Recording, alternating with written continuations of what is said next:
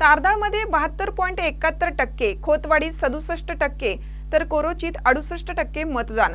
हातकणंगले तालुक्यातील कोरोची जिल्हा परिषद मतदारसंघातील तारदाळ व खोतवाडी येथे किरकोळ वादावादीचे प्रकार वगळता मतदान प्रक्रिया एकूण शांततेत पार पडली।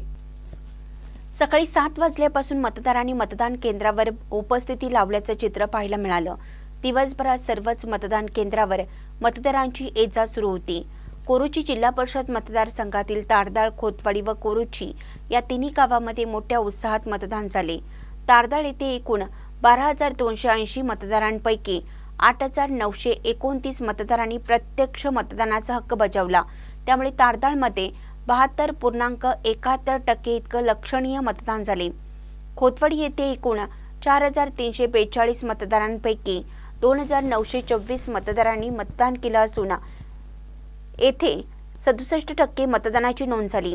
तसेच कोरोची गावात एकूण 10,125 मतदारांपैकी 6,904 मतदारांनी मतदान करत 68% मतदान झाले। एकूण कोरोची मतदारसंघात 70.13% इतके मतदान झाल्याचं स्पष्ट झालं आहे। निवडणूक प्रक्रिया सुरळीत पार पडावी यासाठी तारदाळ व खोतवाडी परिसरात पोलिसांचा चोख बंदोबस्त ठेवण्यात आला होता। गेल्या 15 दिवसापासून कोरोची जिल्हा परिषद व तारदाळ पंचायत समिती मतदारसंघात प्रचाराचा जोर मोठ्या प्रमाणात वाढला होता। प्रचार सभा, रॅली, बैठका तसेच आरोप प्रत्यारोपामुळे निवडणुकीचे वातावरण तापले होते। मतदानाच्या दिवशीही दिवसभरात विविध उमेदवारांनी व त्यांच्या प्रतिनिधींनी मतदान केंद्रांना भेटी दिल्या। दरम्यान जीके नगर येथील मतदान केंद्र क्रमांक 13 मध्ये दिवसभर मतप्रक्रिया संथ गतीने सुरू असल्याने मतदारांना बराच वेळ रांगेत उभं राहावं लागलं। याचा विशेषतः महिला मतदारांवर परिणाम झाला असून त्यांनी याबाबत नाराजी व्यक्त केली। जीके नगर येथील मतदान केंद्रावर दुपारी सुमारे 3 वाजण्याच्या सुमारास 2 गटात किरकोळ वादावादी झाली। परिस्थिती चिघळत असल्याचं लक्षात येताच पोलिसांनी तात्काळ हस्तक्षेप करत सौम्य लाठीचार्ज करून जमावाला पांगवलं। या घटनेची माहिती मिळताच माजी खासदार राजू शेट्टी यांनी घटनास्थळी भेट देऊन परिस्थितीची माहिती घेतली। तसेच जीके नगर येथील मतदान केंद्र क्रमांक 13 वर सकाळपासून मोठी गर्दी होती।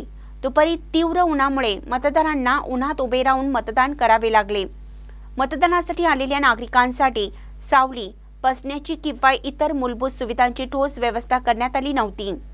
संबंधित विभागाकडून आवश्यक उपाययोजना न केल्यामुळे मतदारांमध्ये नाराजी दिसून आली। विशेषतः ज्येष्ठ नागरिक, महिला व दिव्यांग मतदारांना मोठ्या अडचणीचा सामना करावा लागल्याचं सांगण्यात आलं। अखेर दिवसभर चाललेल्या मतदान प्रक्रियेनंतर सर्व उमेदवारांचे भवितव्य मतपेटीमध्ये बंद झालं आहे। येत्या 9 फेब्रुवारी रोजी मतमोजणी होऊन निकाल जाहीर होणार असून मतदारांसह उमेदवारांचे लक्ष आता निकालाकडे लागलं आहे। महानकरी न्यूजसाठी बसगोंडा कडेमणी, तारदाळ।